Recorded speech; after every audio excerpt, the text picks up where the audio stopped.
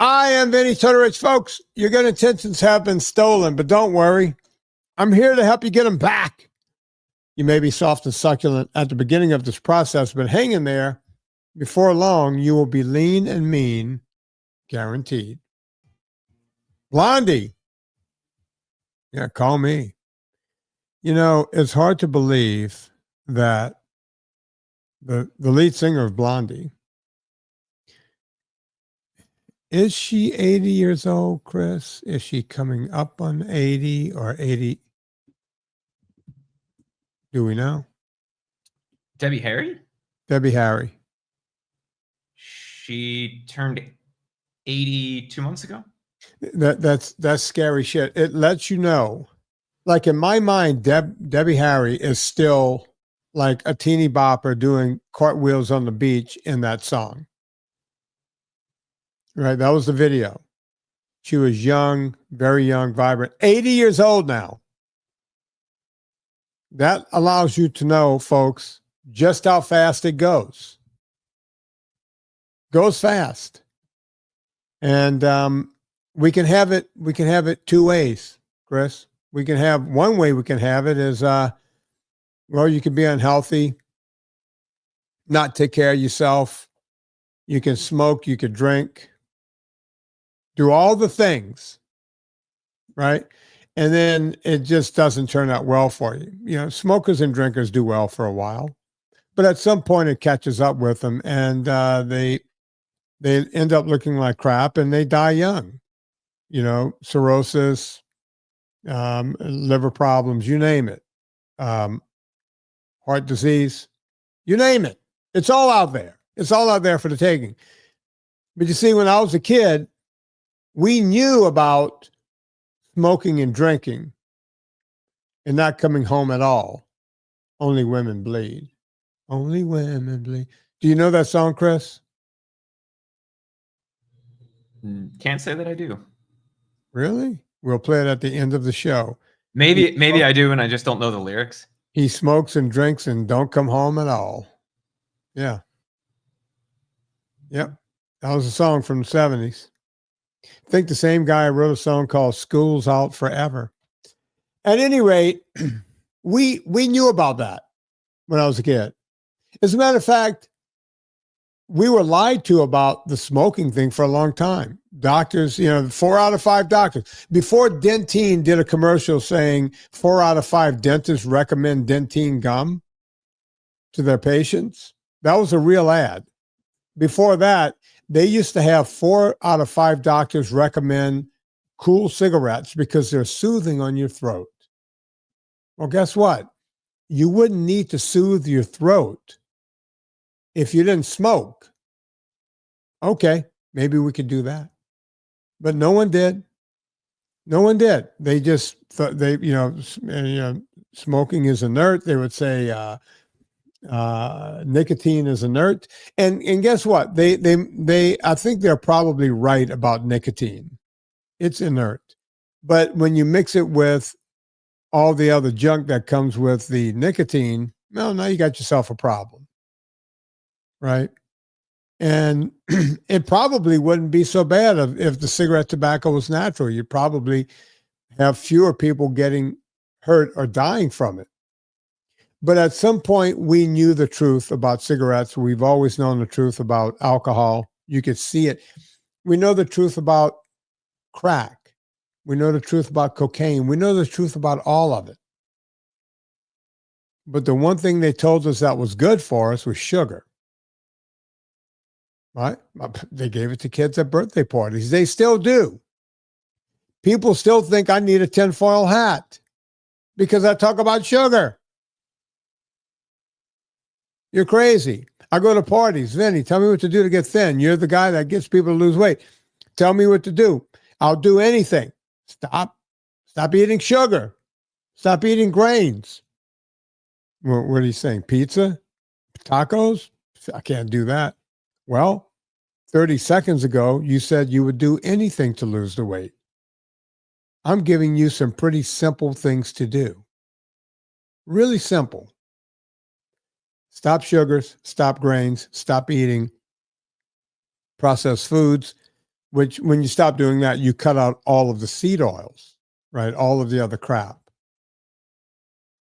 It's simple. You either do it or you don't. And you can lie to yourself all you want.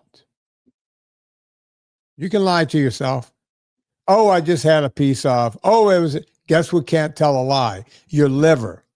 Your liver is the OG meritocracy. That's where there's a meritocracy going on in your liver. Your liver doesn't care what you do. Your liver doesn't even judge you, right?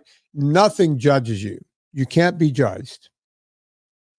Your liver just takes whatever you do, and your liver is the truth bomb. It will just take what you give it, and that's what you get.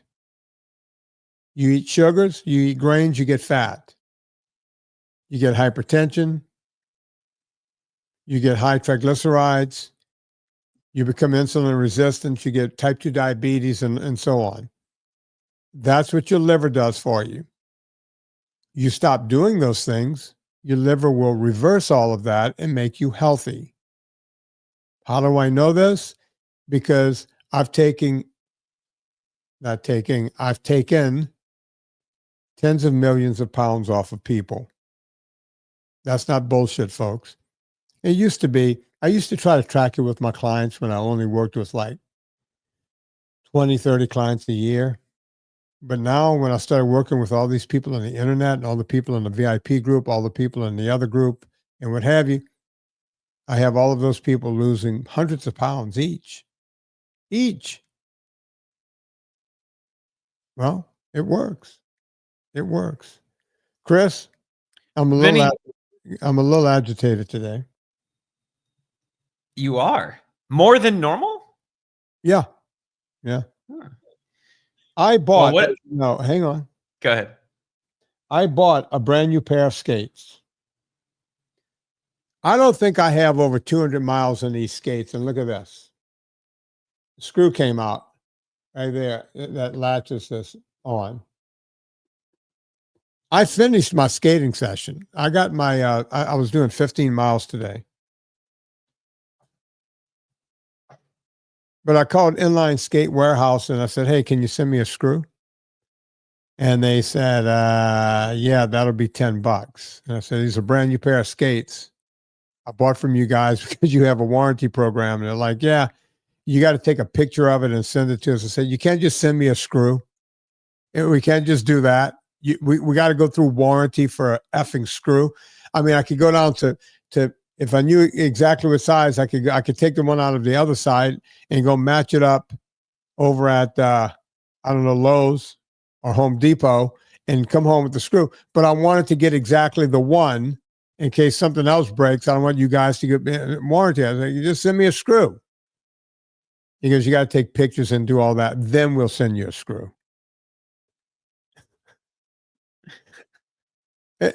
What's wrong with the world, Chris? I get you got to have policies, right? Yeah, we have a problem with the customer that my coffee didn't show up. What do? We ship them another thing of coffee and we go fight it out with the post office, right? That's what we do. I'm trying to get a screw out of a multi-million-dollar company and they can't do it. Oh, there's got to be an issue. That's what we are. Ironically, it costs them more than $10 in time to have that conversation with you, look at the picture, decide they're going to send it to you, then send it to you. Right? That costs more than the $10 that they're going to get out of it. It certainly does, Chris. And we'll see what happens. I'm totally enjoying my rollerblades. Right. Oh, yeah? Yeah. I've been out, we're getting cooler days now. I'm not sweating as much. When I was going out there in the heat, man, I would come back soaking wet. I would have to change and the whole thing. Now I can skate 90 minutes. I get a little damp. I just change my t-shirt and move on. Just keep rocking and rolling with my day. Right. Get back to selling vitamins and doing podcasts and do everything we do around here. Yep. Nothing wrong with that. Now I'm thinking about this song. Sorry, Debbie. Do you know this song, Chris? Do you know who Melanie was? She died a few years ago. Melanie. She had a bunch of hits back in the day. Yeah, I cannot say that I know that from hearing it as a song anywhere other than Boogie Nights. That song was in Boogie Nights? Oh yeah. Huh. Yeah, it was a big hit. When Mark Wahlberg is doing his audition. That's the song they used? Yeah. Nothing like Marky Mark and 70s folk music to go together. Yeah, I saw that movie. It was an interesting movie. Chris, we could sit here and yap all day long, but that doesn't help Brandon because I think he's got questions. Seems like he's got some questions. Brandon, give me a thumbs up in the camera if you're ready to come on in. We'll bring you in. There he is. Hey, man, you got to unmute your mic and then we can chat with you. Hey, man. Hi, guys. How we doing? I'm doing great. How are you? Doing well. It's good to see you guys. It's good to. I'm sure you hear this a lot, but I've been listening going on 5 years. Found you right at the end of 2019. So I kind of feel like one of the gang. I know I'm not, but it's good to talk to you too, and hopefully I can give you something useful tonight. So. Why do you feel like you're not one of the gang? Well, just I'm not real active in any social media really, but I listen to all the podcasts, and I hear all the stories and all the things that go on. So it's like listening to friends that I just don't talk to. So that's. Well, I need you to know that you are one of the gang. I spent a lifetime feeling like a bit of an outcast, right? I was never the popular kid in school, and then I got quasi popular because I got really good at one sport, and I was in the deep South where that sport matters. That's bottom line. Sure. Right. And then got to college. I was on a scholarship. And then girls paid attention to me. But I felt like that was bullshit because it's like, are they paying attention to me because they like me? Or is it because I walk out on the field in front of tens of thousands of fans and, everyone wants to be part of that? When you're deep South, you're in college, playing D1 ball, you see the machine around you, right? And you don't sit there and think, oh, these people like me because they think I'm magnanimous. You know why people like you, right? Why wasn't it that popular when I was a kid? Why did everyone tease me and I had a speech impediment and everything else? Well, so I don't like when people say, oh, I don't feel like I'm part of it. No, you're part of it, brother. Yeah. You're part of all of this. I know way more about you guys than you know about me because I've been, again, listening for a long time. And it's, like I say, just good to meet you, introduce myself. And like I say, I think it's somewhat ironic. My old middle school gym teacher encouraged me actually last summer to get in touch with you and tell you my story because it could potentially be helpful to others that are on this same path. So I saw the email come out and jumped on it, and here we are. So. Well, I want to hear your story because it does two things. Number one, we can possibly help you continue on, and that's why I started doing these on Friday. I've had so many experts on the Friday shows, all of these people, and I still bring them on. They still come on the Friday show. But the bottom line is maybe before you started listening, we used to have a Saturday show. It was called That Was the Listener Show. Yep. And we called it Success Stories back then. And we canceled that show because we just had too many shows going. We had 5 shows a week. Right. And every time I talked to someone during the consults that I do, they would always say the same thing. Man, bring back the Saturday show.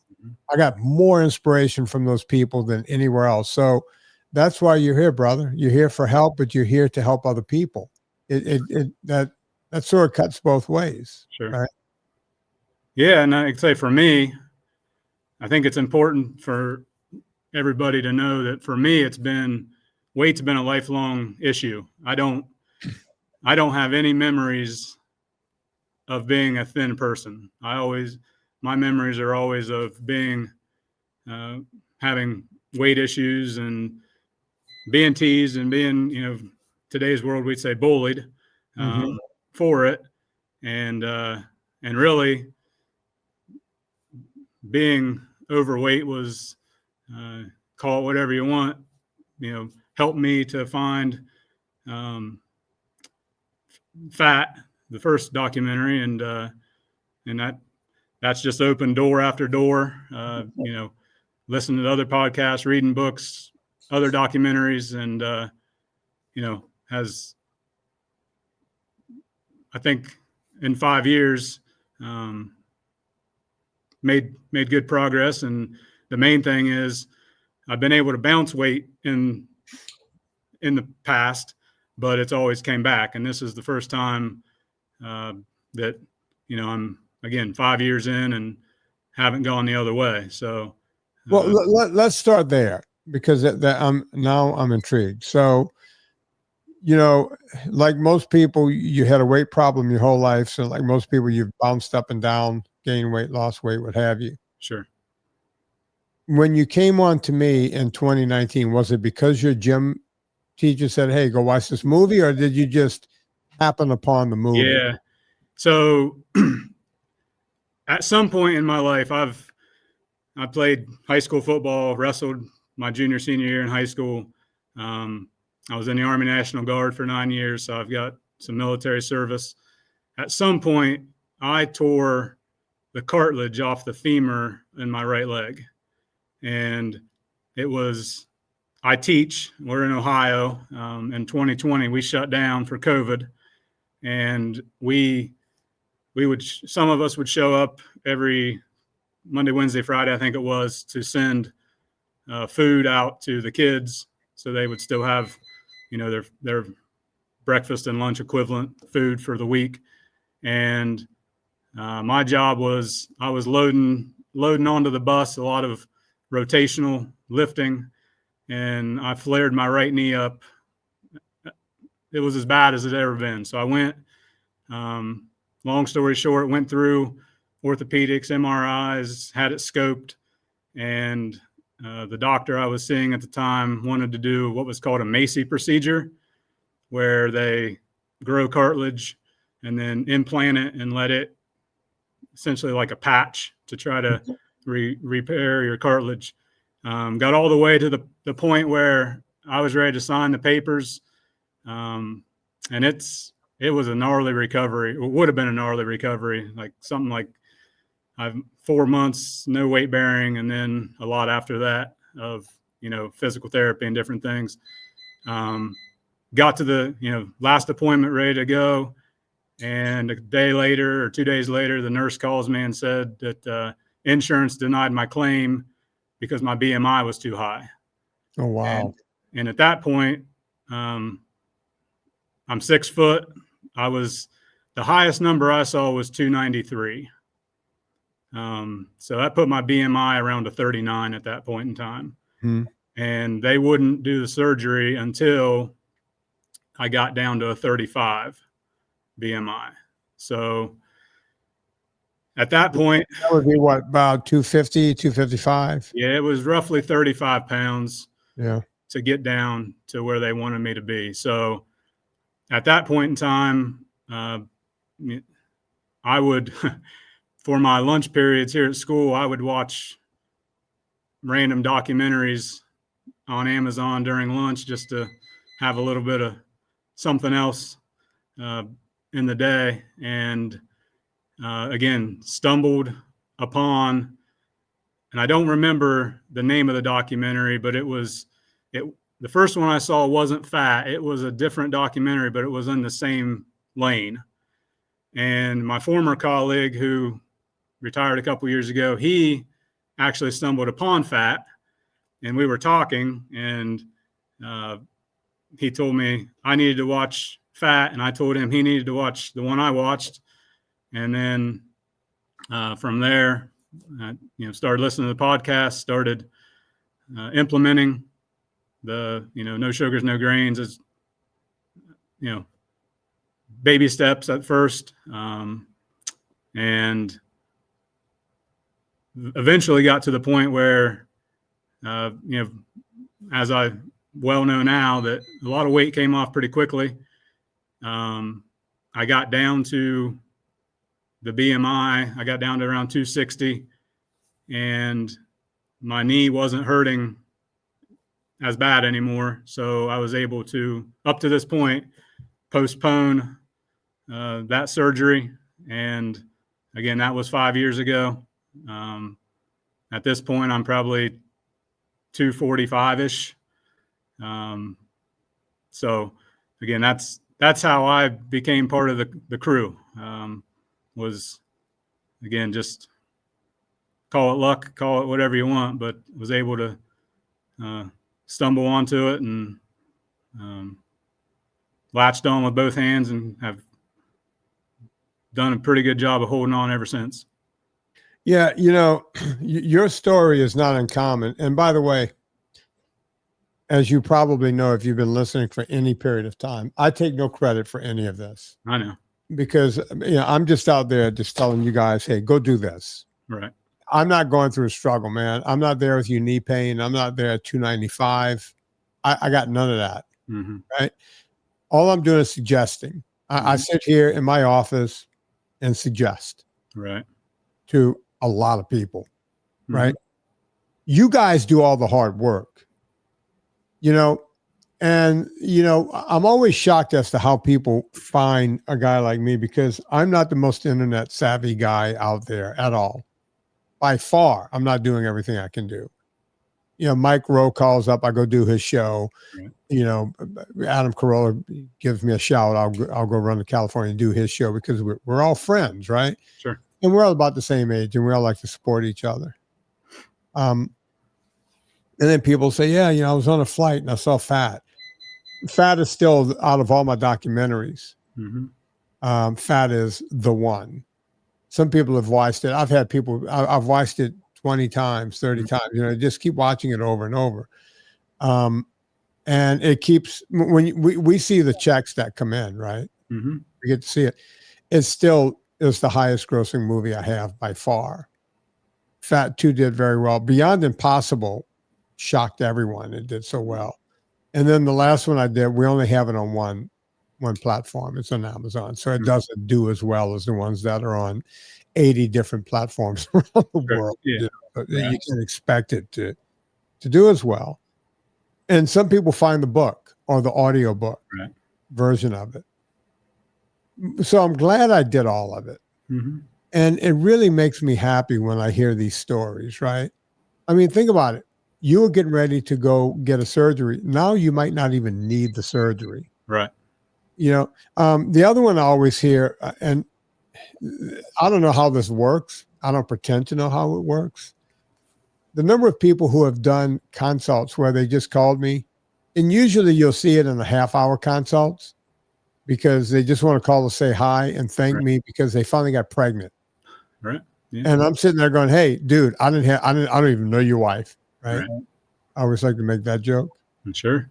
But when you think about it, they're going to fertility clinics and everything else, and they're trying to get pregnant, and they're taking all these drugs and everything else.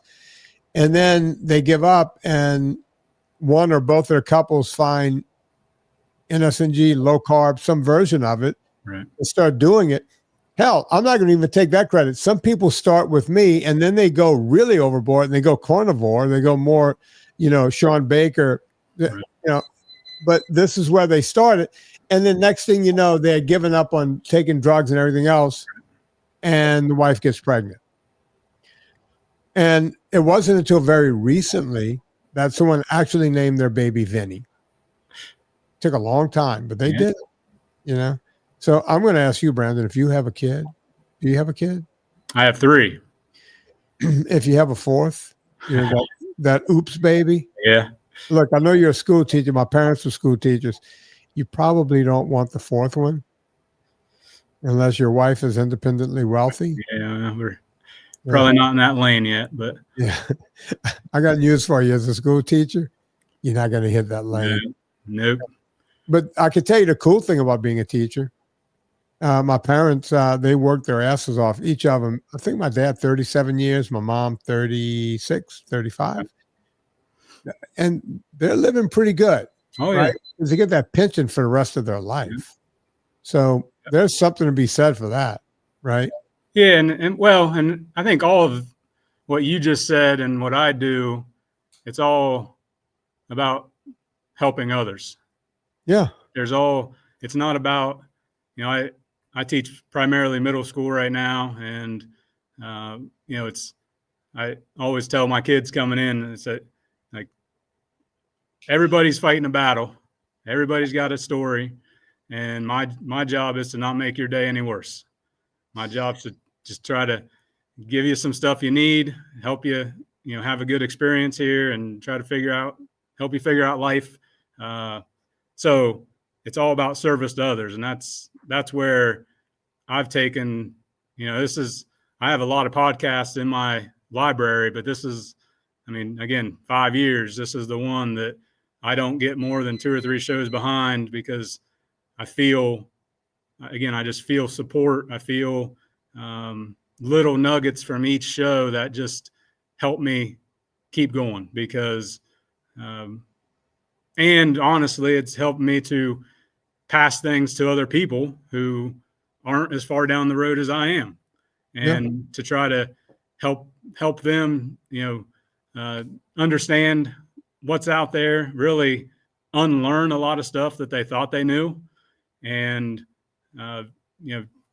not to do the work for them, but just to help them potentially overcome or not come in contact with the same problems or roadblocks that I've had along the way. And that's, to me, that's what this life's about, helping others. And like I say, I was almost that 30-minute consult this summer.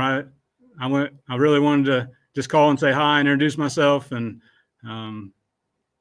got some cold feet. And then, like I said, I felt like this was a good chance to, and again, just, I hear, listen to Tim Mallion and Scott King, and I hear their stories, and every story is unique, but every story we all, we share a lot of the same struggles. And I think when people know that they're not the only ones, that helps to keep the fire burning. So. Oh, absolutely. And Tim will hear this. Both of them, they both listen all the time. Tim's a school teacher just like you. Right. I'm wondering, you're up in Ohio? You said you're yes, in Southeastern Ohio. Yes. You see a lot of the kids are obese now, or you experiencing it? Yeah. And we have, I would say, I feel like the scale has shifted. There's, we have a lot of kids who have weight problems at, 10, 11, 12 years old. And, it's almost impossible unless they would bring food from home to get away from. It's the same story as Gina told years ago about her son bringing home the stuff from in Los Angeles, or I think they're that part of California.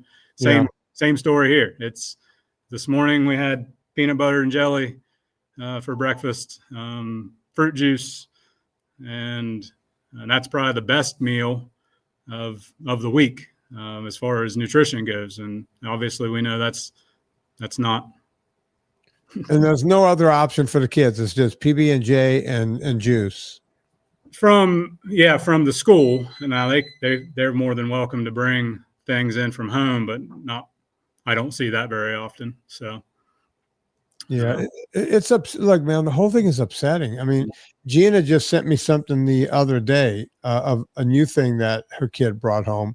It was worse than what was being done before. And I was like, no, I know what it was. She was invited to the school, for a parent day or whatever. And she was in a lunchroom, and she took a picture of what was on the plate. It did not look edible. There was nothing there. That it looked like some kind of slop they would feed you in some kind of Louisiana prison system or something. You know, it's just, it Yeah, was not good. I'm a creature of habit. I eat the same thing pretty much every day for lunch. I bring from home, but the food I got to get. I mean, nutritionally speaking, the food. I mean, it's all carbohydrates, very little protein, but our staff does a good job to try to make it edible for the kids. Right. But you know, my daughter, she's a 7th grader here where I teach, and you know, I really don't. My big thing has been a couple big things. I don't want my kids to go through the same struggles I've had. They're way ahead of me. They're way better ahead of me than I was when I was their age as far as weight goes. And they hear you on podcasts, and I talk to them about making choices. And so with my daughter, we agreed to like a relatively clean. It's not super clean, but it's a Fairlife ultra filtered protein that's at least better than muffins or absolutely. You know, Yeah. so, and again, I know from experience that this has to be organic. This can't, if I try to, and you've talked about it nearly every show, that, you know, all you can do is control you and try to support those who want the support. So I know, don't want to can't force anybody, but want them to, you know, just give them advice when they want it. They see me as an example, and from there, it's really up to them to make their decisions and, you know, live with the consequences at that point. I mean, it's like you said, it's simple, not necessarily easy, but it's simple. And Brandon, as you lose more weight, because we're going to get you down below 200 at your height, you need to be below 200. Do you have any outside interest in any kind of sports or outdoor activities or anything that your kids can? I know you guys are getting ready to go into fall, and then winter where you are can be kind of brutal. Yes. I mean, for me, I've been since really, you know, my sophomore, junior in high school, I've been a 4 to 5 day workout week, you know, cardio, some strength. I've done some, you know, in my early, before my knee kind of fell apart, you know, I logged one year where I ran 1,400 miles. I've done several half marathons, done a marathon, done a couple half Ironmans back, you know, 15, 20 years ago now. But I personally, I get 4 to 5 good days a week. My kids, we live out in the country, so my youngest has captured every toad and tree frog within half a mile radius of our house. We swim. We're pretty active. My middle kid's in soccer. My oldest is actually at marching band practice right now. So we're relatively active. But wintertime gets tough, especially last winter being kind of a real winter where it didn't get above freezing for, you know, 5 or 6 weeks. There's that winter time is a struggle for, not necessarily for me. I still get my time in, but my kids don't get as much, just because. No place to go skiing around where you are, but is there ice skating rinks and ponds and that kind of stuff, or is that just too far away from that kind of thing? There is probably about an hour. I mean, Columbus has some different skating rinks. There's some other little local ones around. We kind of gotten very loosely into roller skating a little bit. Yeah. So the kids like going there, and which is, I mean, again, great. I think I always walk out with a sweat. So it's all a good thing, but you got to find winter things for them to do, even if it's hiking around, which gets boring for kids. But that's why I was thinking, oh, you know, there's, you know, some dude ice skating near you or whatever. That would be cool too. Yeah. I mean, we got out and we did sled riding when it snowed, but yeah, it's like I say, it's and with different schedules, it's, you know, we're. Yeah. No, I get it. I get it. Well, listen, man, it was great chatting with you. Keep doing what you're doing. If there's anything I can do to help you, if you have any questions right now, you know. No, well, I mean, the weight has, I don't really check weight anymore except when I go to the doctor. I'm more of a non-scale victory kind of guy. So that, for me, that's the, if I could tell people anything, that would be like, cherish those non-scale victories. I was a slave to the scale for a long time, and it would alter my mood, good or bad, based on whatever number came up. But at the beginning of this process, I bought a belt, and I Googled which belt won't cut into your gut when you're driving. And lo and behold, one came up, and I bought it. That was in 2020. I've gone four loops in, or 4 holes in. So I'm ready to get another belt. That belt is, I think it was a 40 or 42 when I bought it. And now I was in size 40. I like a certain pair of shorts. I was wearing 40s, and now I feel okay getting into 36s.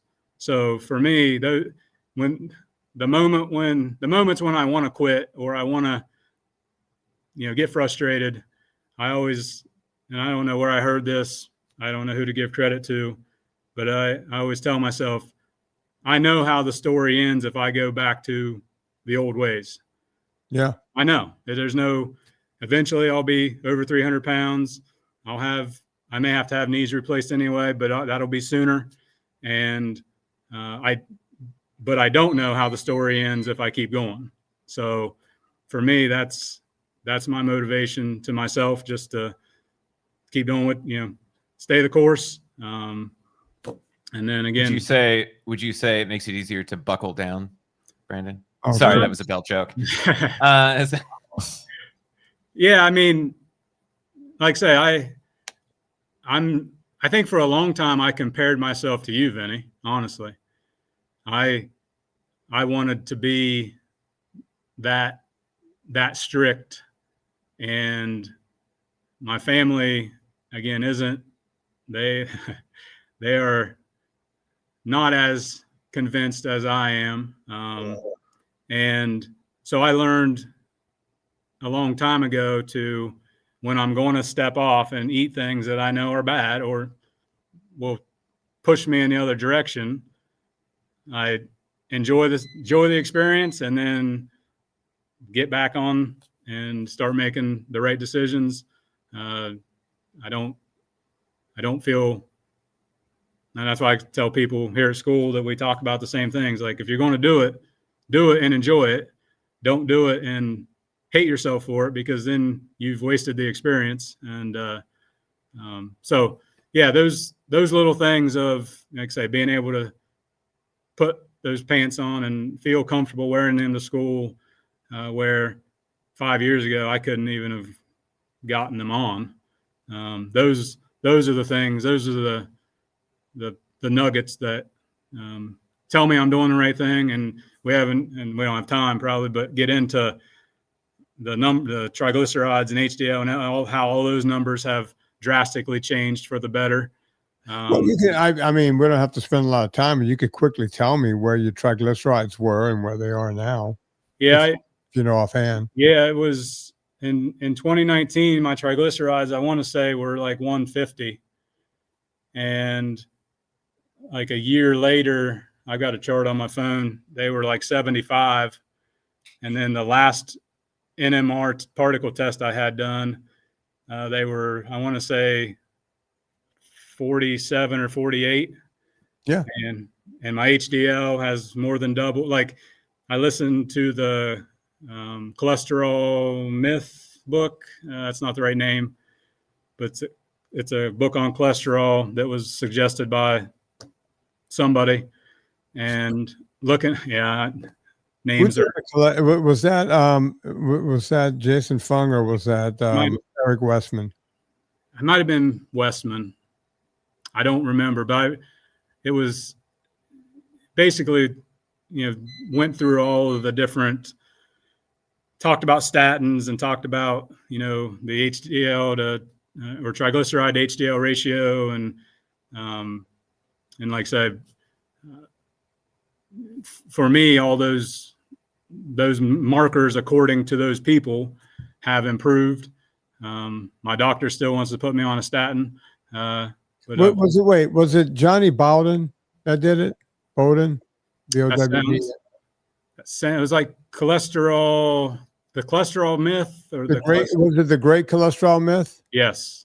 Yes, that's Johnny Bowden. And it took me a while to consume that and listen and really, try to understand what they were talking about. But again, according to all the metrics, LDL's creeping up a little bit. I don't know.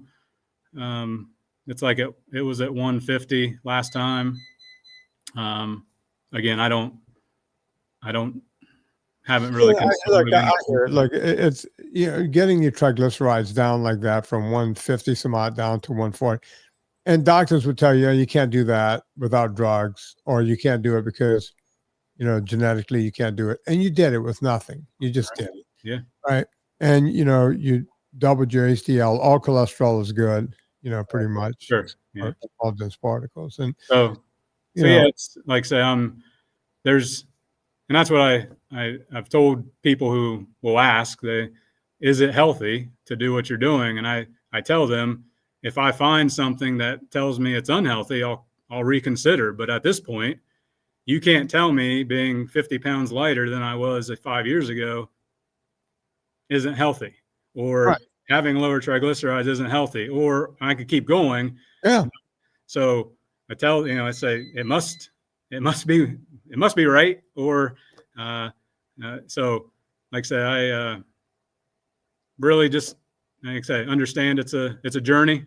There's no destination to this. I don't foresee, I'm sure there'll be trouble on the horizon at some point, but I give big props to Anna. I use, I smoke 15 to 20 pounds of pork butt every couple months. And that's what I meal prep with, and pair that with we have chickens at home. So we have eggs, and like I say, I'm to the point in life where I eat and I don't think about food anymore, which my first 38 years of life, that wasn't necessarily the case. So, again, I know you don't take any credit, but very appreciative of all you do. And even though we don't talk much, I really look forward to the conversations and just the support. So.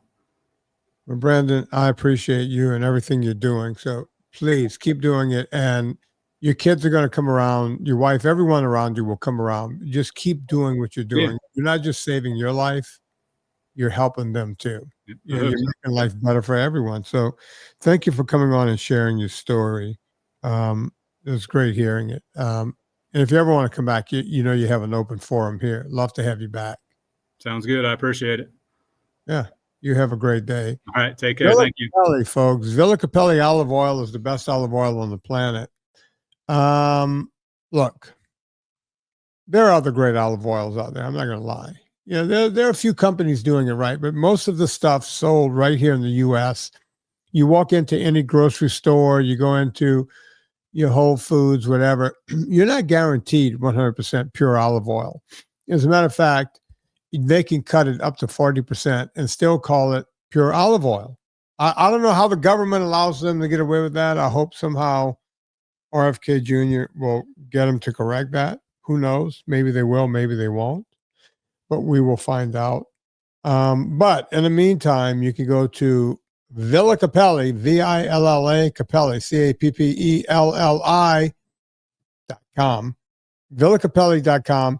When you get to checkout, put in promo code Vinnie, VINNIE. You will save 10%. not just the first time, but every time you go back. Just make sure every time you put in promo code Vinnie, Vinnie, Villa Capelli olive oil.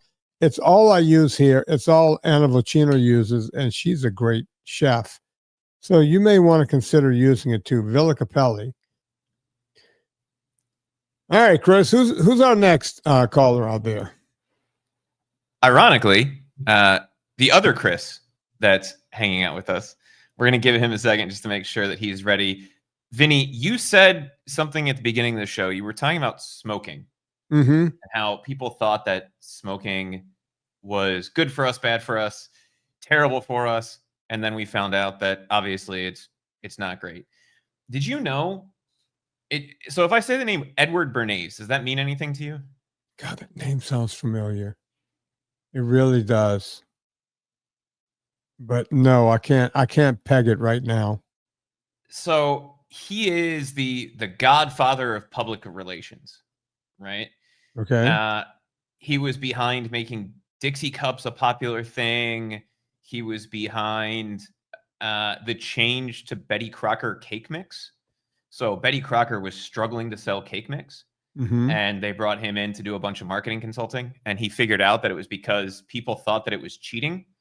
So they removed the egg from the mix and had people add fresh egg to the Betty Crocker cake mix. Huh. But he's also well known for two other things. One is making bacon a breakfast food. The other is making smoking socially acceptable. I thought that, wow, I guess I never thought about that. When did bacon become a breakfast food? So God, this is probably the only time I've ever used my college degree. I'm trying to remember, but I think it was the late 20s, because he became really popular with the Torches of Freedom campaign for smoking. So he tied smoking to women's suffrage. Really? And said, strike a lucky strike. That was an Edward Bernays thing. So I think it was right after that he did it. And he did a bunch of work for the Beech Nut Packaging Company, who could not sell their bacon. And breakfast at the time was like toast, orange juice, and coffee. So he went out and got a couple thousand doctors to sign a statement saying that a protein-rich breakfast was better than a light breakfast. Huh. So it's not all bad, but same guy. All of those things. Who knew? Yeah, it's... Look, I just pulled up Suffragette City. All right. At any rate, everything becomes a thing. Right. And it all starts somewhere. Like, I never knew that. When you think about it, you would think, why would pork be part of breakfast? Right. Why would bacon be part of breakfast? Because we grew up with bacon being part of breakfast. Right. And when you look at other things, I was telling someone the other day, he was asking me, one of the guys, when I do the consults, he was like, yeah, he goes, when I was a kid, they said coffee was stunt your growth. So my mom didn't give me coffee. And the guy, I said to him, I said, how tall are you? And he goes, I'm 6'8". It's like, well, you could have probably didn't drink enough. You could have used a cup or two. And then I told him the story. I said, I started looking into coffee in college. I'd always had coffee. I started drinking when I was 4, as it turns out. And that's the best recollection my mom has, because I wouldn't drink milk in the morning unless it was colored with coffee. Right. So the opposite of the way that you do it now. Yeah. Yeah. Now it's just black. Right. But when I was a kid, my grandfather would give me milk and he would pour coffee in it. Coffee milk is what they call it for kids. And that's how my coffee started. By the way, it was sweet back then. He had a little sugar to it. It was a treat. It was delectable. It was a treat. And started drinking it very young. So I was always a coffee drinker. And then when I was in college, all of those ads, the coffee achievers. But you would hear, oh, don't drink so much coffee. Coffee's good for you. Coffee's bad. Coffee's good. Coffee's bad. And yeah, I just got tired of it. So I was like, I started looking into it, and there was nothing bad about coffee. I used to ask professors in college, they would go, yeah, coffee's bad. I'll go, well, why? Well, because of caffeine. Caffeine's a stimulant. It's inert. It doesn't do anything except stimulate probably your brain. So what's the problem? It's bad for you. Why? Right? There was no answer to it. You see, I've been asking that. That's why I am where I am in health and fitness today. That's how I came on everything. If you keep asking questions to stuff that don't make sense, when you look around and you go, okay, 2 and 2 is not equaling 4, you need to go figure out how to get 2 and 2 to equal 4. And when you can't, then there's got to be a different answer. You've been lied to, right? And I've been doing that my whole life. And guess what? It's been working out for me because I was able to figure a lot of things out, right? If you go read studies and do everything else, you learn. You realize that you're being lied to. But then you got to try to figure out why you're being lied to. And that's when, back in college, I learned about C.W. Post, the guy who came up with Post cereal. Just like Kellogg's, he grew up in a Seventh-day Adventist church, another religious guy, right? And he just like Kellogg, he believed that, any kind of stimulant or eating meat or anything that might cause you to want to masturbate was a bad thing. So how do you fix it? Get away from things that make you want to masturbate. And just like meat, he came up with a morning drink where he burnt grains. And once you burn them and you steep them in water, it kind of looks like coffee. It's got kind of a burnt taste to it. And he called it Postum. That's where Postum came from. It's burnt grains made by C.W. Post. Well, back in those days, there was no internet or anything. And if you want to sell something, the best way to do it is to create something negative on the stuff that's already selling. So he's going against coffee. So he's got to start a campaign saying that coffee, and he literally said these two things: coffee will stunt your growth and coffee will make you dumb. Those two things. There's a third one that's probably not appropriate for the show. What's the third one? Let's hear it. Oh, if you want to look at some of the ads, they are some of the most sexist things you could imagine. And these are from Post, right? Oh yeah, CW Post, between Postum and Grape Nuts. It's like, if you want a man to ever look at you, you shouldn't drink coffee, is basically what it boils down to. Right? Like they don't want a woman with energy. Wow. That's crazy. It's just, when you think about it, it's ludicrous. It's actually ludicrous. And I tell this to people, and he started this campaign. They have a lot of money. They can buy ads in newspapers and everything else and tell you that coffee is sexist. Coffee will make women ugly. I didn't know that one. What does the actual ad say, Chris? I'm trying to find the one that I saw. You and I were actually talking about this the other day in relationship to the coffee one. But it's not that it will make you ugly. It's basically like coffee will make you lose your good disposition, and no man wants to be around that. Okay, Chris, here's what I want you to do. Not for this podcast. I want you to pull together 5 of the craziest anti-coffee campaign ever. Just all the campaigns. I don't care if they're Post or Kellogg or whoever else. And we need to give them over to our girl, Nixie. Yep, I dropped. That's actually the context we were having that conversation the other day. I gave her a few of them. Here you go. Here's one, Vinny.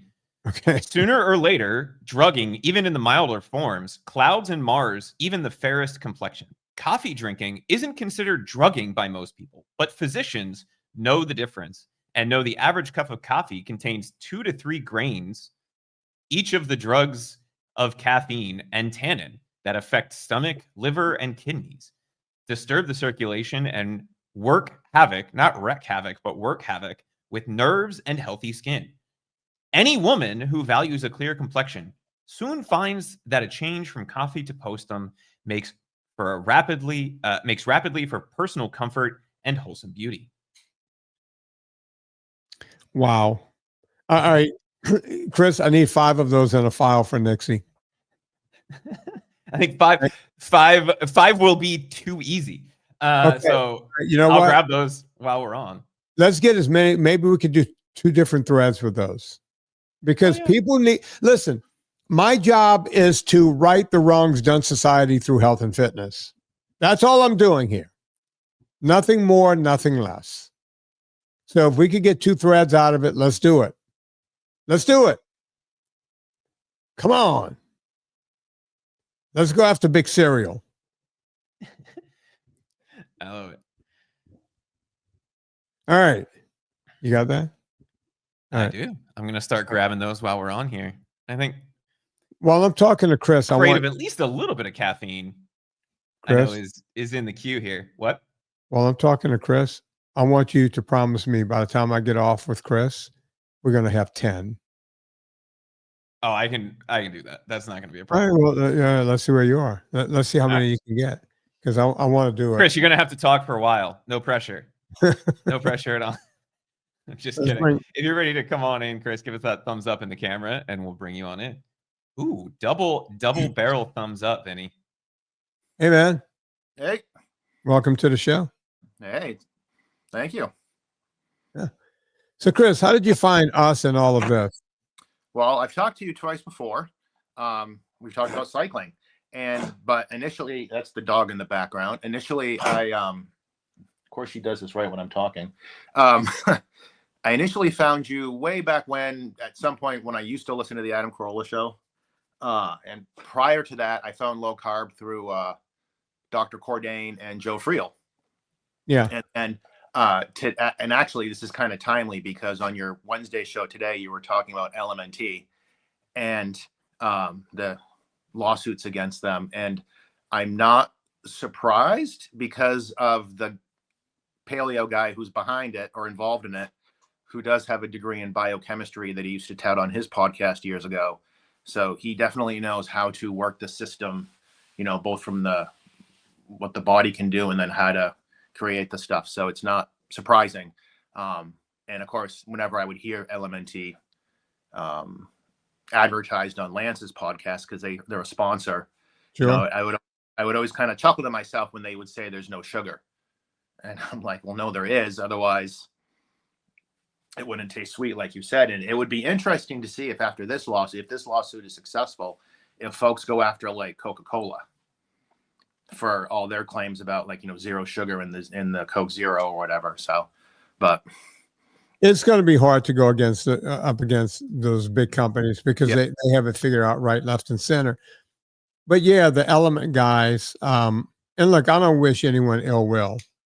But, when someone comes up with a competing product and they started, we sell a lot of ultra salt, but they started after us and just marched right past us. And I went, wait a minute. Usually when a product takes off this fast, there's sugar, right? Because there's the crack, you got the crack in the product, right? Mm-hmm. So I went and looked. I got some. I was at I can't remember where I was at an event, and they had some Element there, and I brought some home with me, and I mixed it up exactly to the way they said mix it up, and I took a taste, and I went, okay, I've had ice cream with less sugar. You cannot tell me that there's not sugar in this product, even though the label basically says no sugar for the most part, and then I did the thing that I do with sugar. It's a Vinnie test. I take a little bit and I put it right in the crux of my arm, right where your arm bends, right? I just take it. I took some on my finger from the cup and I just smeared it all over my arm. And I let it halfway dry. And then I curled my arm in like this to see if it sticks. Yep. Sugar, when it starts to dry, gets sticky. Yep. Guess what happened? Your arm stuck. My arm got a little sticky. And okay. Here we are. Yep. I didn't say anything. Because I think we talked about it in meetings. It's like, do I say something? Because I don't know exactly how much is in there. I just know it's in there. Mm-hmm. And, it's like, if I say something, I have a competing product, people are going to go, oh, it's just sour grapes and what have you. Right. And right around that time, I think my buddy Tortorich said something unbeknownst to me. It came to me when he put it out there. He just went, look, we took this stuff and we ran it. I think he ran it through a lab. Chris, do you remember what happened meaning Mike, Chris? Do you remember? With LMNT? Yeah, I think Tro went after him and said, hey, we broke it down and we put it in the lab and there was a lot of sugar. And people came after Tro, right? And it was like, oh, why are you doing this? Come on, this guy's a good guy. And I think he's a good guy. The guy that puts it out. So in his testing, he found 400 milligrams of maltodextrin. 400 instead of 4 milligrams, which is what they claimed was in it, which is interesting because they said, there's basically none in it. And then they said, yeah, there may be trace amounts up to 4 milligrams. And in their testing, if this is the same Dr. Tro that we're talking about, 400 milligrams of maltodextrin. Which is 4 grams, right? That's a shit. No, it'd be 0.4 grams. Yeah, I'm sorry. So we don't metric on this podcast. Yeah, I get screwed. If it was 4,000 milligrams, then it would have been 4 grams. Right. Anyway, did you say 400 or 4,000, Chris? 400. Okay, yeah, I'm sorry. I misspoke. So yeah, I knew it was in there. Tro came out and said something. He doesn't have a horse in a race. He's not selling a product. He's not selling a competing product. So we found out right there, oh, isn't this interesting? And now there's a lawsuit, right? So I don't wish anyone ill will, but if you're lying to people, Mm-hmm. get your house in order, get your shit straight. I'm sorry. That's why I created a supplement company, because so many people are lying to people. I just want to tell the truth.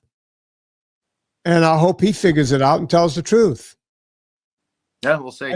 I will say that eventually I stopped listening to his show because he used to actually have it was kind of a Q&A thing, kind of, he would have Q&A and he'd also have experts on, but eventually it all became about his participating in Brazilian Jiu-Jitsu. That's literally what it, and it was almost like he was getting free advice. But anyways, that was then, this is now. So, no, and I saw the email come out from you folks about looking for people to come on. I kind of was thinking like, well, my favorite, call-ins, or when you have folks on the show that aren't, subject matter experts, are the ones where it's like the Scott Kings and the Tim Mallions, where it's not all success, right? It's the ones where the folks open up and talk about the struggles they've had and how and how they've managed to get through it. And it's not from a sense of like watching a car crash on the side of the road sort of thing. It's more like I can more easily identify with these folks, And so I thought, well, maybe I'd come on and just, share a little bit about the last like 4 years or so, and how, basically I went through a shitstorm in my personal life, divorce, and finding out I'm on the spectrum, high functioning. So I'm high functioning Asperger's. So I'm more like Sheldon Cooper than I am, Rain Man. And just having to overcome that and basically start my life over at like 47.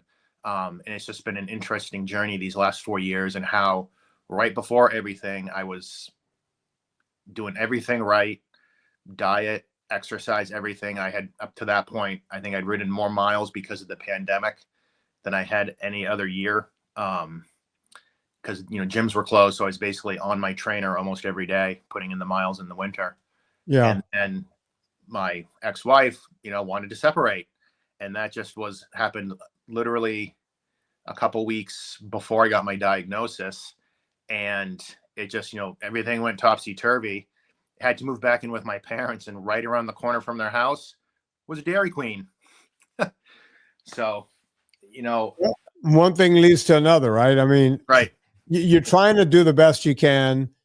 They tell you on the spectrum, your wife leaves you and you move in next to a Dairy Queen. Yeah. I mean, what could possibly go wrong? When they say you're on the spectrum, a lot of people are on the spectrum, because we didn't have tests for it before. Right. And obviously you've skated by 40 some odd years without anyone noticing.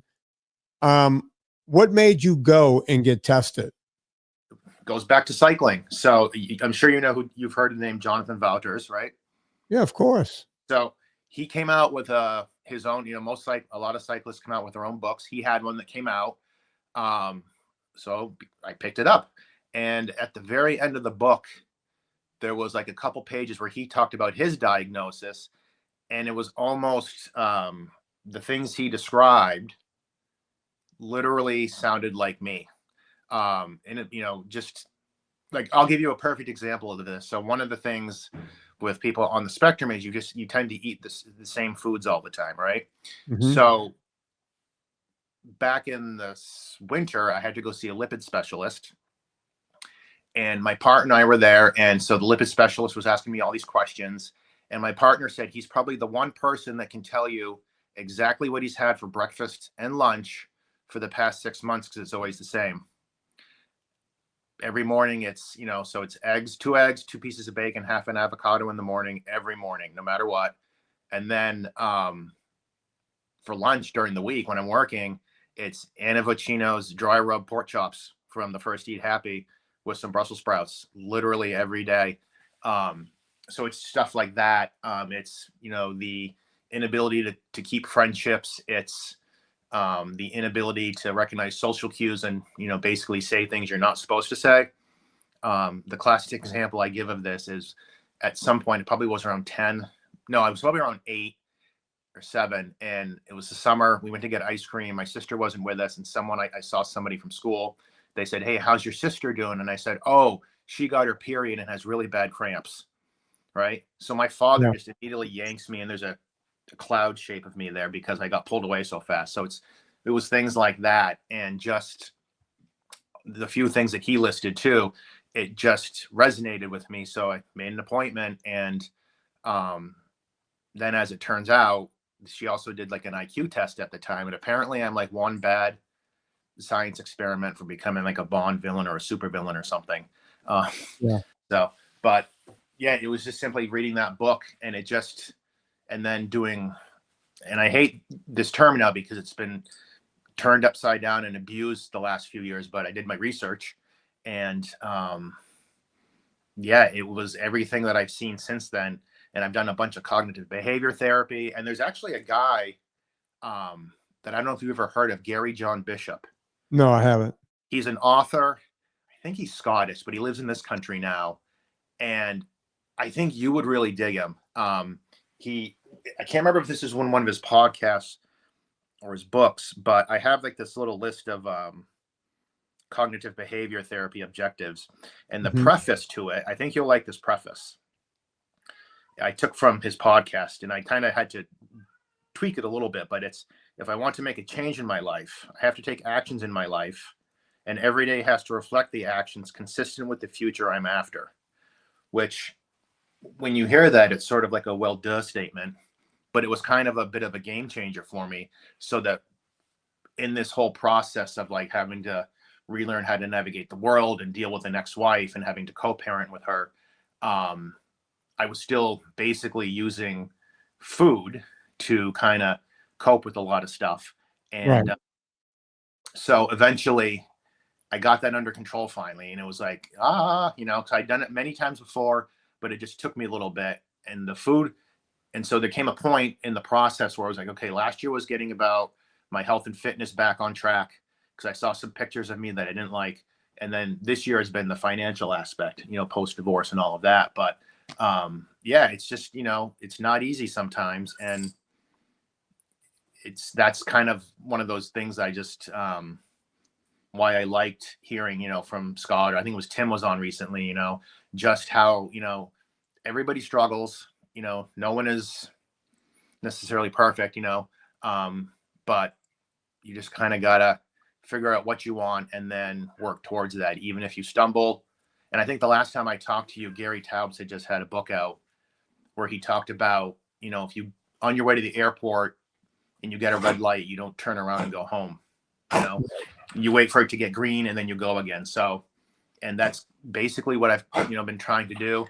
I will say that at some point last spring, you know, every now and again became a lot more frequent, and just, you know, the weight started to creep up again, but got it under control. And the best example of that is, so 4 weeks ago today, I crashed one of my road bikes into the side of a bridge. So how the hell did you do that? The bridge doesn't move.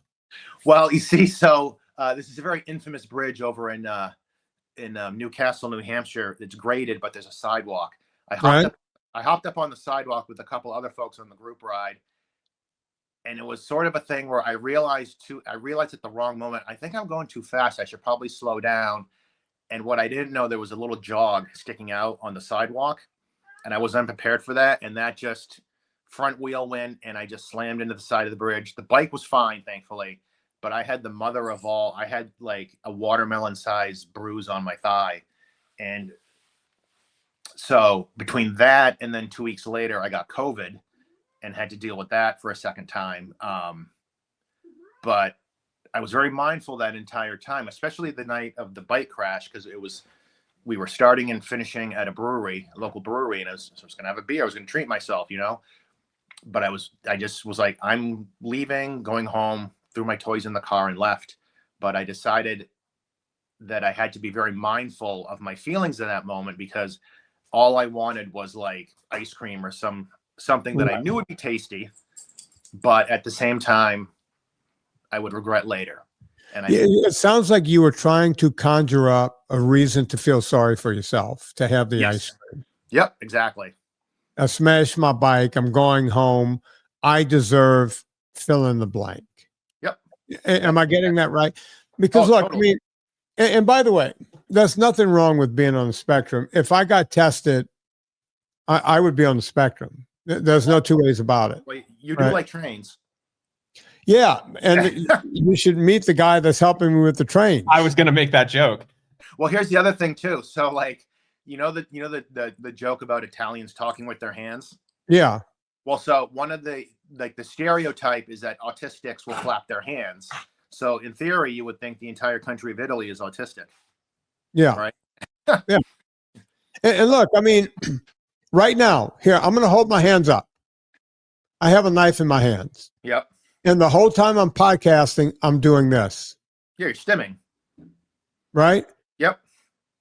When I sit down in the chair over here, there's a Zippo lighter.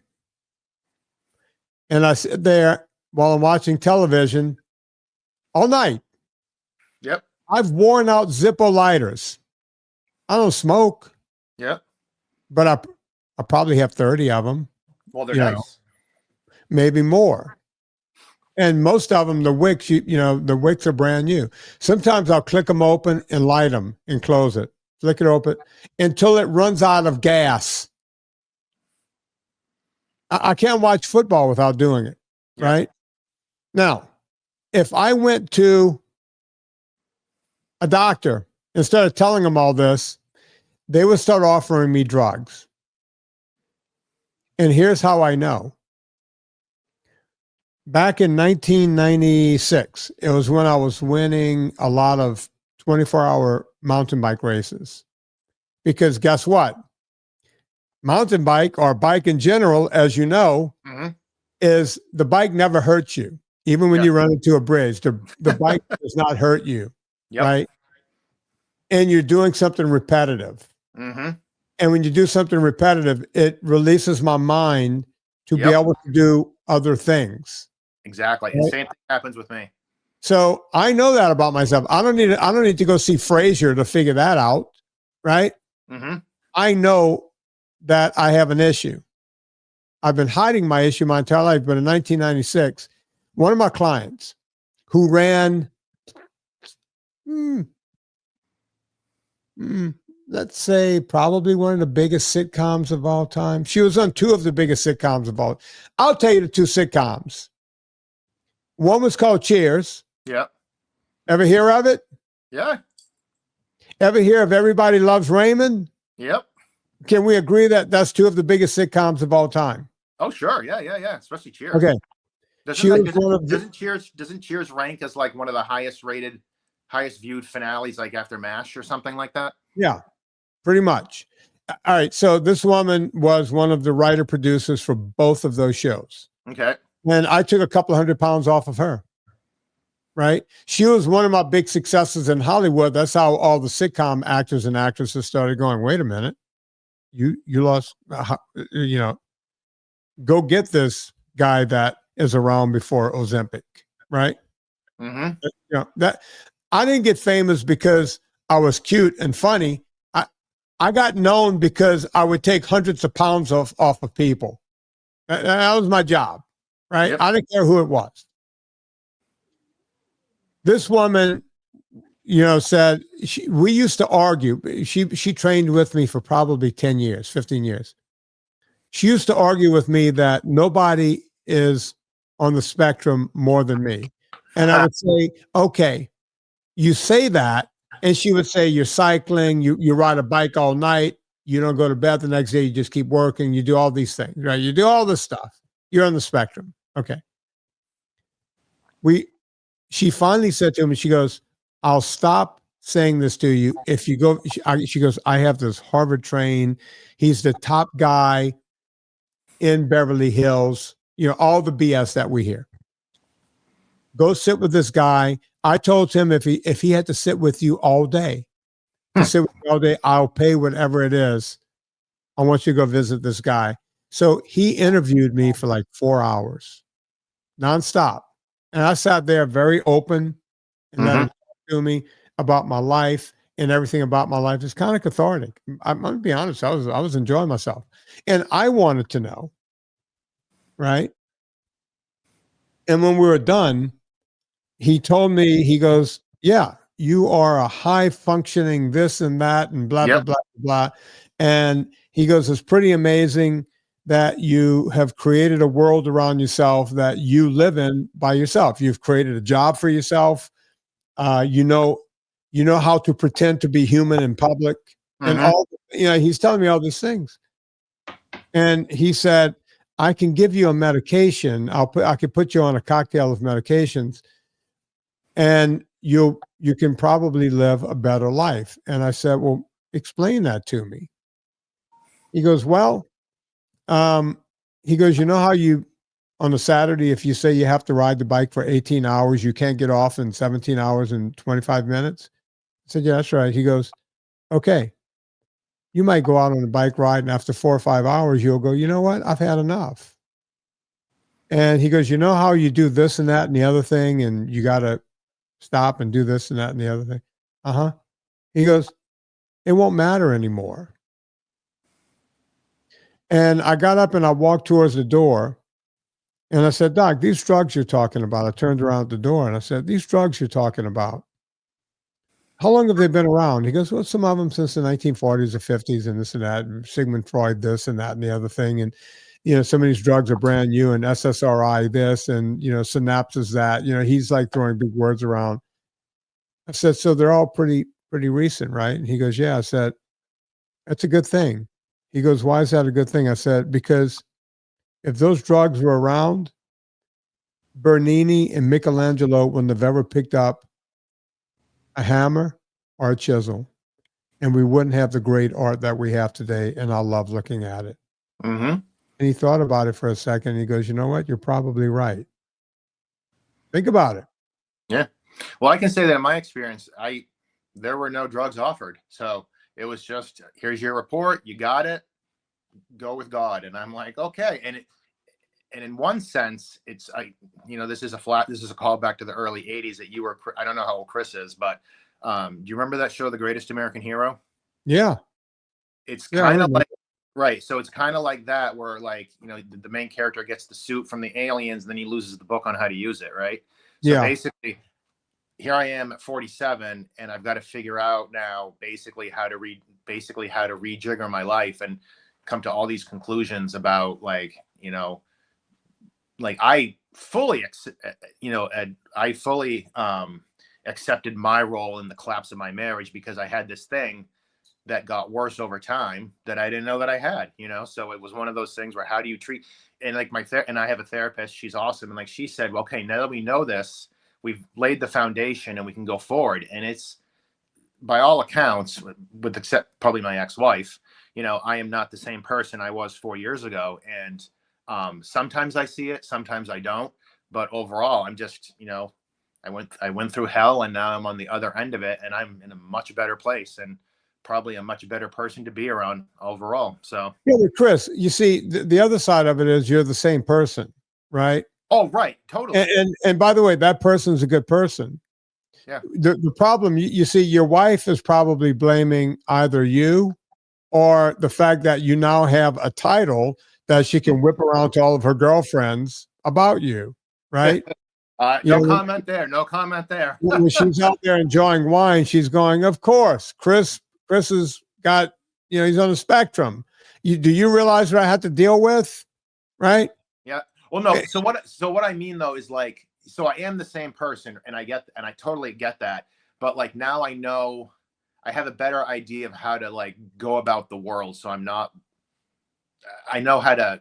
have a better understanding of how to go through the world and what I'm doing when I go through the world, and just knowing, certain things about me, like how at the end of the day I'm exhausted. That's from being in a corporate world and having to mask all day, or knowing and understanding now, for example, going back to cycling, that it's a repetitive physical movement. And so that's why, I love going to the gym and doing, stretching and running and doing weights. I go there 5 days a week. We got a wicked awesome one at my company. And then I'm on my bike, and those are all basically self-care things, especially. And I used to think that I was being selfish for all the time I would spend on my bike, not realizing that it was basically a kind of therapy. And I'm not someone that listens to music or whatever, one, for safety purposes, but two, I just want to hear the world around me. And so I will have that situation. And sometimes it sucks, or all of a sudden I get a data dump from a program running in the background that says, oh, this is what happened there. And I'm like, oh, and sometimes it's good. Sometimes it kind of ruins the ride a little bit, but then I get over it and go about it, So it's been an interesting learning experience to like better understand how I operate. Are you planning on getting into a relationship again at some point in your life, or are you done? I am actually right now. Actually, I'm in a relationship with, and I can't remember. I thought I tweeted this at you a couple years ago when I got this, but my partner is the athletic bands director at the University of New Hampshire. And so she does this thing where she goes to these conferences and they have swap meets. Mm-hmm. So you can get different swag from different schools. And one of the shirts I got recently, or in the last couple of years, was a Tulane marching band t-shirt. Really? Because we didn't have much of a marching band. We weren't like Southern or Grambling, those other schools in Louisiana with the big bands. Well, listen, Chris, I wish I could stay on with you all night, buddy, but and I want you to come back on and keep me posted. But you got to remember, you have a superpower. You have a gift. Mm-hmm. Right? Part of mine is I have, social. I don't have social anxiety. I just don't. I have to pretend I'm someone in society. I could be myself on this podcast. I could be on myself one-on-one when another person's around. But when I'm out in the world, I have to remember I feel like an alien half the time. It's like I have to remember to conduct myself the way the world expects to see a 63-year-old man. Yep. Right. Which, so sometimes we have to pretend, you know they say fake it till you make it. Yeah, exactly. I'll never make it, so I'll just keep faking it. Yeah. So before I go, I just want to give you a recommendation, because I always know you're talking about documentaries you want to watch. Sure. Yeah. I don't know how recent this came out, but I just discovered tonight a 2-part Charlie Sheen documentary. Oh, it must have just come out because I saw it there. Yes. And I kept going to it, and it's like, it's coming soon. It's coming soon. So is it out? All right, Charlie Sheen. Yes, it's out. I started watching it. I was sitting here watching it before, and I got so wrapped up in it, I almost missed the time here. He is 100% open about everything. Yeah. There is no, he is not, because, a lot of it we know, but wait do you hear about his first time using crack? Yeah, I guarantee I've you're always gonna- been interested in him for whatever reason, and I've been waiting for that to come out. It's on Netflix, I think. Yes, yeah. Yeah. I keep every time I go, oh, I want to watch this because he's about my age, and you know, I used to see him around. I might know one or two of his exes, that kind of thing. So I know a little bit about Charlie. Yeah. You know. Yeah, no, it's really good. And some of the other celebrities that are in it, you know, I'm like, it's just fun to see, you know, back those old pictures of like California before it became what it is now, you Yeah. know, and seeing how kind of rural everything looked, you know. So Yeah. it's It's crazy. You know, look, even when I got there in 90, it was much different than it was when I left in, 2019. You know, in those 30 years, you know, it all changed. Yeah. You know? Yeah. Yeah. All So, right. Well, yeah, thanks for having thank me you. on. You know, I just wrote it down. I will, as soon as we're done here tonight, I'm going right to it. You just checked a bunch of boxes for Vinny. You said documentary and someone interesting. Yeah. Well, like Right? I said, he doesn't hold any punches.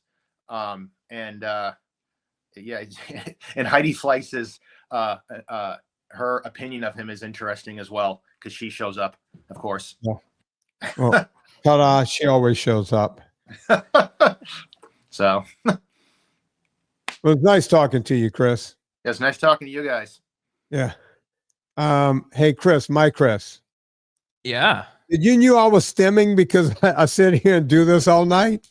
Yeah, and actually, Chris may want to take notes if he hasn't checked this out yet. Do you know who Dave Plummer is, Vinny? No. I doubt it. You're not a nerd. So Dave Plummer is the guy that invented Task Manager and a bunch of other like fundamental programs on Windows. Mm-hmm.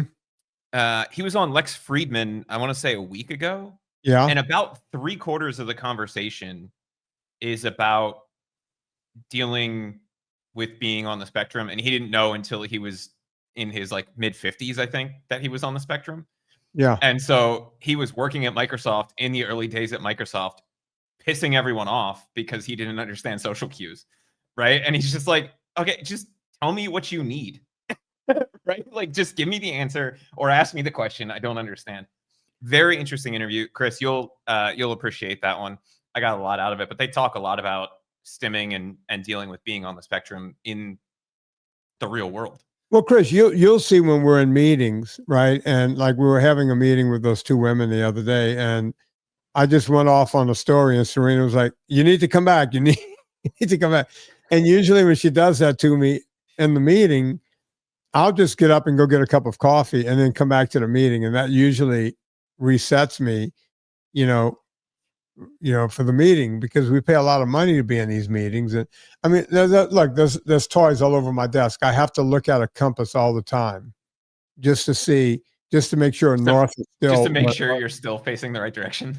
Well, no, I don't have that problem, but I need to know that north is still over there and south is still over there and east. I just need to know. And so there's a compass that sits on my desk just to let me know. I need to know where everything is. So you asked me to find, I think 10 crazy Postum ads. Yeah. Vinny. Yeah. We got to wrap this up. So we won't dive into this on this All right. episode, but I found an archive. Good. In the early 1960s, Mm-hmm. they went from their regular ads to making comic strips with a character named Mr. Coffee Nerves, I remember those. who blames everything from a guy throwing a hissy fit on the basketball court and almost getting kicked off his college basketball team to the increase in divorce. Wow. To your children hating you as a parent Wow. on you drinking coffee. Yeah, Chris, we got to do a whole campaign on that. Look, even the great Howie Mandel, we were flying around, privately. Howie would take me with him sometimes, and he he noticed that on the plane, I would never drink alcohol on the plane, whatever, but I was always drinking coffee and coffee and coffee. And, he would be going on stage at 10 o'clock at night and he would see me backstage just drinking coffee. And he would go, you know what? Coffee is your stimulant that keeps you on the straight and narrow, the same way that some people take Adderall to stay on the straight and narrow. And then he walked out on stage and I was like, wait, what do you mean? I almost walked on stage with him to go, wait, let's come back. You got to tell me the rest of this. But yeah, I've been accused of all kinds of stuff. That's probably why I don't drink a whole lot. All right, folks, you know what to do. We all go shopping on Amazon. Before you go to Amazon, go to VinnieTortorich.com, click through the banner. It puts a little coal on the fire and it gets my train down the track. I'm able to keep this show free for 1,000,000 years in a row. Rate and review this podcast. I want to thank everybody for being on tonight. Chris and Brandon and Mike, Chris. And we talked about the times of suffrage with women and the whole thing during this podcast, I think. So for that reason, we will be playing this song on behalf of everyone. My name is Vinnie Tortorich. Put life into living and do it with David Bowie.